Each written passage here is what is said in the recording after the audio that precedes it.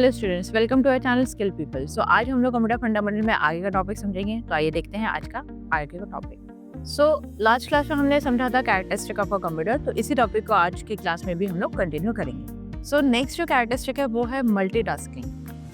As a human अगर हम बात करें तो ऑब्वियसली चीज़ है कि हर कोई जो है वो एक टाइम पे एक ही टास्क पे फोकस कर सकता है। अगर वो एक साथ में 2-3 काम अगर कर रहा है तो कोई ना कोई काम होगा जो उसका बिगड़ेगा ज़रूर, क्योंकि उसका कंसंट्रेशन उतना नहीं है।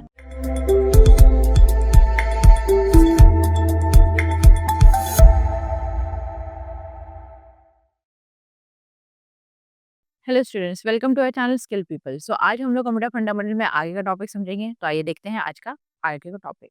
सो लास्ट क्लास में हमने समझा था कैरेक्टरिस्टिक ऑफ अ कंप्यूटर, तो इसी टॉपिक को आज की क्लास में भी हम लोग कंटिन्यू करेंगे। सो नेक्स्ट जो कैरेक्टरिस्टिक है वो है मल्टीटास्किंग।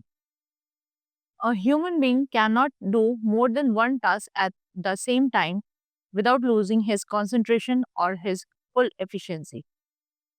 एज अ ह्यूमन अगर हम बात करें तो ऑब्वियसली चीज़ है कि हर कोई जो है वो एक टाइम पे एक ही टास्क पे फोकस कर सकता है। अगर वो एक साथ में 2-3 काम अगर कर रहा है, तो कोई ना कोई काम होगा जो उसका बिगड़ेगा ज़रूर, क्योंकि उसका कंसंट्रेशन उतना नहीं है। बहुत ही रेयर होते हैं जिनका कंसंट्रेशन अच्छा होता है, जिस वजह से वो 2-3 टास्क को एक साथ कर लेते हैं, बट वो एक्सेप्शनल केसेस है। बट हम इन जनरल बात कर रहे हैं कि जो लोग एक साथ में बहुत सारे काम नहीं कर सकते हैं, एक ही टाइम पे एक ही काम कर सकते हैं, तो उस केस में क्या है कि उनका कंसंट्रेशन जो है वो एक ही टास्क पे उस टाइम पे है। दूसरे किसी टास्क पे उनका फोकस है ही नहीं है। उनका क्या है कि पहले एक काम को खत्म करेंगे, फिर दूसरे काम पे हाथ देंगे।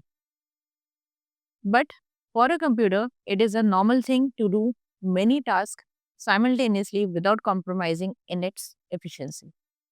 अब क्या है कि अगर हम कंप्यूटर की बात करें, तो कंप्यूटर जो है वो एक टाइम पे कई सारे काम कर सकता है बिना कोई रुके या बिना कोई क्वालिटी में गड़बड़ करे। तो इसमें वाला क्या है कि कंप्यूटर जो है वो एक टाइप से क्या हो गया, मल्टीटास्कर हो गया। हम ह्यूमंस मल्टीटास्कर हैं, ऐसा नहीं है, बट कंप्यूटर की तरह हम नहीं कर सकते कि एक ही टाइम पे बहुत सारे काम हम लोग करें और बहुत एफिशिएंटली करें, वो पॉसिबल नहीं होता है। बट एक कंप्यूटर के लिए ये पॉसिबल है, क्योंकि वो मल्टीटास्कर है। मल्टीटास्कर होने का रीज़न यही है कि वो एक साथ में कई सारे काम कर सकता है एफिशिएंटली, बिना कोई एरर के, बिना किसी इश्यू के।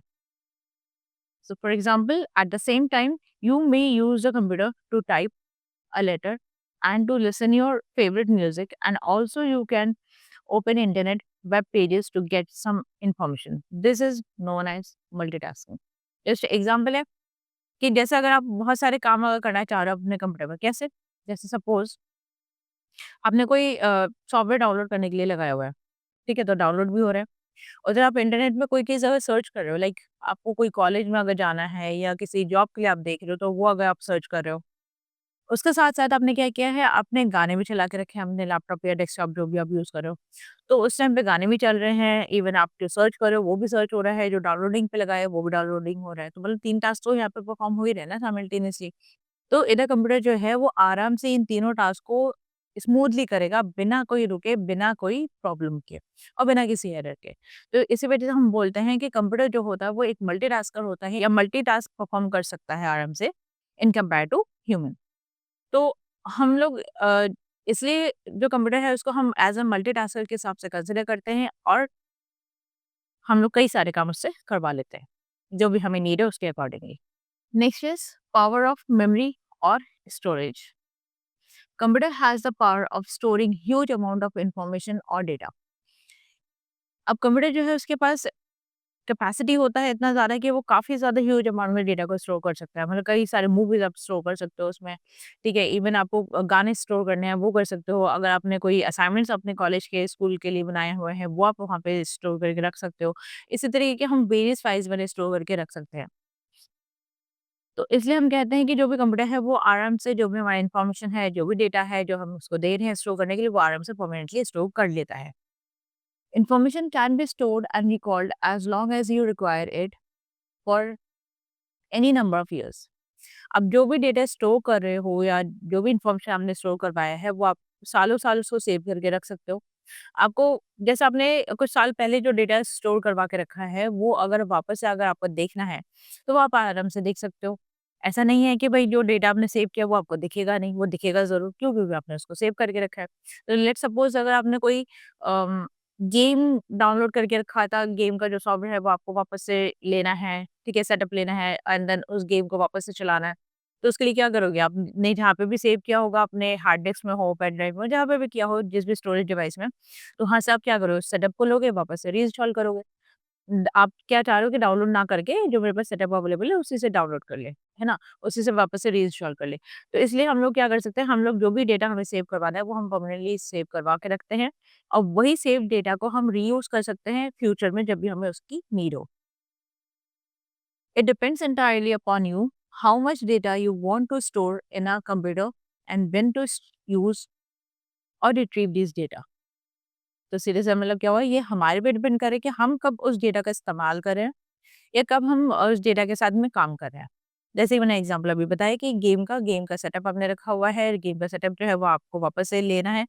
तो आप क्या करो, अपने पेन ड्राइव में या हार्ड डिस्क में जहाँ पे भी आपने सेव रखा हुआ है, वहीं से आप वापस से लेके रीइंस्टॉल कर रहे हो अपने सिस्टम पे, है ना? तो उससे क्या हो रहा है कि आपका जो गेम वाला सेटअप था वो आप वापस से चला सकते हो। इसी तरीके से अगर कोई फाइल अगर आपने सेव रखा है, तो कोई फाइल अगर लेट्स सपोज़ अगर आप जॉब के लिए जा रहे हो, आपका सीवी अगर सेव हो रखा है या रिज़्यूमे अगर आपने सेव करके रखा हुआ है और किसी स्टोरेज में ही आपने रखा हुआ है, चाहे वो आपके के कंप्यूटर के स्टोरेज में ही हो या कोई एक्सटर्नल डिवाइस में रखा हो, तो उस केस में क्या है कि उस केस में आप क्या करोगे, जहाँ पे आपने सेव किया उसी फाइल या उसी फ़ोल्डर में ही जाके आप देखोगे। तो जिस भी फ़ोल्डर में आपने स्टोर किया है, जिस भी ड्राइव में आपने सेव किया है, वहाँ से ही आप क्या करो, उसको वापस से रिट्रीव करोगे। है ना? आपका सीवी या जो भी आप रिज़्यूमे लेना चाह रहे हो। तो देन आप उसको देख सकते हो, उसमें जो भी आपको चेंजेज़ करना है, वो भी आप चेंजेज़ कर सकते हो। तो उसको लेके क्या हो गया कि जो भी आपका सेव डेटा है, वो आप आराम से इस्तेमाल कर सकते हो, आराम से उसका यूज़ कर सकते हो। It will not fade away like human memory as year passes. The computer has an inbuilt memory where it can store a large amount of data. तो जैसे क्या होता है कि जैसे-जैसे साल बीतता जाता है, हम बोलते हैं ना कि जैसे-जैसे एज होता जाता है ह्यूमन्स का, तो अपने आप से याददाश्त कमज़ोर होने लग जाता है, बट कंप्यूटर के साथ ऐसा नहीं है। कंप्यूटर जो है वो कोई भी चीज़ भूलता नहीं है क्योंकि उसके पास ऑलरेडी स्टोर्ड रहता है और इसका जो कैपेसिटी है या कह लो कि स्टोरेज डिवाइस जो है वो इस तरीके से बनाया हुआ है, या इसका मेमोरी जो है वो इस तरीके से डिज़ाइन किया हुआ है कि वो चीज़ों को अच्छी तरह से स्टोर करके रख सकता है परमानेंटली। जब तक हम उसको डिलीट ना करें तब तक वो स्टोर रहता है। बट ह्यूमन माइंड में क्या होता है कि जैसे हम लोग जो भी याद रखते हैं वो कुछ टाइम तक तो हमें याद रहता है, बट बाद में हम भूल जाते हैं। क्यों? क्योंकि ये ना तो उस चीज़ से हमारा कोई मतलब होता है, ना कुछ है। तो अगर कोई आपके काम की चीज़ नहीं है तो वो ऑब्वियस सी चीज़ ना आप भूल ही जाओगे, आप उसको याद रख ही नहीं पाओगे। तो इसलिए ये इश्यू कंप्यूटर के साथ में नहीं है बिल्कुल भी। कंप्यूटर जो है वो चीज़ों को याद रखता है, क्यों? क्योंकि उसके पास सेव होता है। उसके पास सेव रहती है चीज़ें, इस वजह से वो चीज़ें भूलता नहीं है या फिर आप कह लो कि उसको रिट्रीव करने में हमारे लिए ईज़ी हो जाता है। You can also store data in secondary storage. You can also store data in secondary storage devices such as floppies and CDs, which can be kept outside your computer and can be carried to other computers. अब जैसे मैंने आपको बताया कि आप pen drive में या hard disk में जो एक्सटर्नल डिवाइसेस जैसे हम बोलते हैं, तो उनको आप उसमें अगर आप सेव कर रहे हो तो समझ कि ये जो पेन ड्राइव या हार्ड डिस्क है हमारे एक्सटर्नल डिवाइसेस है जिसको हमें कनेक्ट करना पड़ता है हमारे कंप्यूटर के साथ में, चाहे वो लैपटॉप हो चाहे आपका डेस्कटॉप हो। तभी आप उसमें से जो स्टोर डेटा है उसको रिट्रीव कर सकते हो। Next is no IQ. Believe me, computer is a dumb machine and it can not do any work without instruction from the user. तो इसका मतलब क्या हुआ कि कंप्यूटर जो है, कंप्यूटर के पास जब दिमाग नहीं है, उसके पास आईक्यू नहीं है, तो वो काम करेगा कैसे? वो करेगा हमारे इंस्ट्रक्शंस पे। जो भी हम इंस्ट्रक्शन देंगे उसी के हिसाब से वो काम करेगा, उसके अलावा वो काम कर ही नहीं पाएगा। So it is considered as a faithful idiot that can only perform the instruction given to it at a tremendous speed and with high accuracy without understanding of the work being done by it। तो इसका मतलब क्या है कि वो एक type से काम इस तरह से कर रहा है जैसे उसको पता ही नहीं है और बस करे जा रहा है, उसको ये भी नहीं समझ है कि वो सही चीज़ कर रहा है या नहीं कर रहा है। तो इसलिए हम बोल रहे हैं कि एक टाइप से डम्ब मशीन है ये बिल्कुल। डम्ब मशीन होने का रीज़न ही यही है कि भई उसमें जब दिमाग नहीं है, उसका आईक्यू लेवल नहीं है, तो वो डम्ब मशीन ही होगा ना, करेगा कैसे? उसको समझ ही नहीं होगी। आप जो काम दे रहे हो, जैसा दे रहे हो, वो वैसा काम कर रहा है। जितना बड़ा काम दे रहे हो, उतना बड़ा काम करके दे रहा है। मतलब लाइक जैसे आपने सपोज़ 2-3 डाउनलोड्स करने के लिए लगा दिए, जैसे मूवीज़ आपने डाउनलोड करने के लिए लगा दिया है। कुछ आपको सॉफ्टवेयर्स डाउनलोड करने हैं, वो आपने डाउनलोड करने के लिए लगा दिया। तो वो डाउनलोड करे ही जा रहा है, ये ना सोच के, ये ना समझ के कि जो डाउनलोड हो रहा है, वो हमारे सही हो रहा है, नहीं हो रहा है, या जो आप काम वहाँ पे कर रहे हो वो सही तरीके से चल रहा है, नहीं चल रहा है, उस चीज़ से उसको कोई मतलब नहीं है, उसको समझ ही नहीं है उस चीज़ की। जैसे हम लोगों में समझ होती है, वो चीज़ एक मशीन, एक कंप्यूटर जो है वो अंडरस्टैंड नहीं कर सकता है। Computer has to be guided as to what you want to do and in what sequence. इसी वजह से हम बोलते हैं कि कंप्यूटर में जो भी हमें काम करवाना है वो एक प्रॉपर सीक्वेंस से होना चाहिए। जितना आप जैसे बताओगे, मतलब जितना बताओगे उतना वो करेगा, जिस तरीके से बताओगे वैसे ही काम करेगा। तो इसलिए सीक्वेंस के साथ में अगर आप उसको बताते जाओगे तो वो प्रॉपर तरीके से काम करेगा और आपका जो काम है वो बिगड़ेगा भी नहीं। So a computer can not take its own decision as you can, so we humans are great.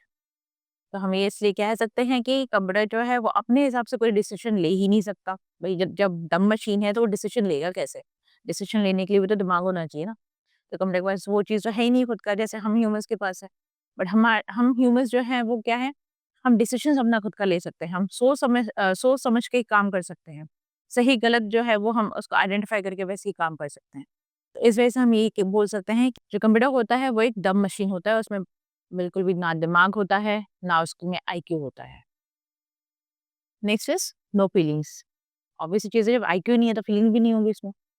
तो computers do not have feelings और emotions, test, knowledge and experience.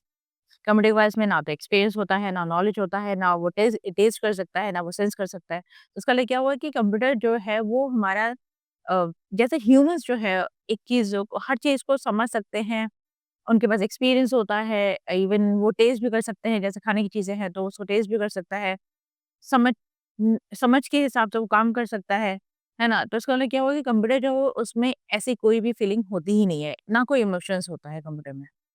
Thus, a computer does not get tired even after doing long hours of work. इसी वजह से हम बोल रहे हैं कि कंप्यूटर जो है वो काफ़ी लंबे टाइम तक काम कर सकता है बिना रुके, बिना थके। It does not distinguish between users and different kinds of work being done by it. इसी रीज़न से कंप्यूटर जो है वो यूज़र्स और जो भी काम हो रहे हैं उनके बीच में डिफरेंशिएट ही नहीं कर पाता है। क्योंकि उसको पता ही नहीं चलता है कि क्या काम हो रहा है, कौन करवा रहा है, किस तरीके से करवाया जा रहा है, उसको समझ ही नहीं आता। बट अगर आपको अगर कोई काम करना है, तो उसके लिए आपके पास या तो किसी ने इंस्ट्रक्शन दिया होगा, लाइक जैसे सपोज़ करो आपका स्कूल है, स्कूल में आपको बोला है कि आपको प्रेज़ेंटेशन बना के लेके जाना है, तो प्रेज़ेंटेशन बनाने के लिए आपके पास इंस्ट्रक्शंस तो है ना कि हाँ, इस तरीके से आपको बनाना है, ये गाइडेंस है, उसी के हिसाब से आपको बनाना है। बट वही सेम चीज़ जो है कंप्यूटर को अगर बोलोगे, तो जो कंप्यूटर है वो उस तरीके से नहीं कर पाएगा। आपको उसको समझाना पड़ेगा या फिर आपको एक-एक करके पीपीटीज़ के जो स्लाइड्स है वो आपको यहाँ पे बनानी पड़ेगी, तब जाके आपका एक प्रेज़ेंटेशन तैयार हो सकता है। तो ये थे हमारे कैरेक्टरिस्टिक्स, जिसमें आपको समझ में आया होगा कि कैरेक्टरिस्टिक्स जो है वो कंप्यूटर से रिलेटेड जो है वो क्यों है, क्योंकि इसमें कंप्यूटर के बारे में बताया हुआ है जिससे हम समझ सकते हैं कि कंप्यूटर जो है वो हमारे लिए क्यों इतना एसेंशियल है। सो आज का जो क्लास है हम लोग यहीं पे एंड करेंगे। तो अगर आप लोग हमारे वीडियो का पसंद आया हो, हमारे वीडियो को लाइक करें, चैनल को सब्सक्राइब करें, बेल आइकन को ज़रूर हिट करें जिससे कि आपको हमारे जो भी नेक्स्ट वीडियो का नोटिफिकेशन है वो आपको तुरंत मिले। तो आज के लिए बस इतना ही। Thank you for the day.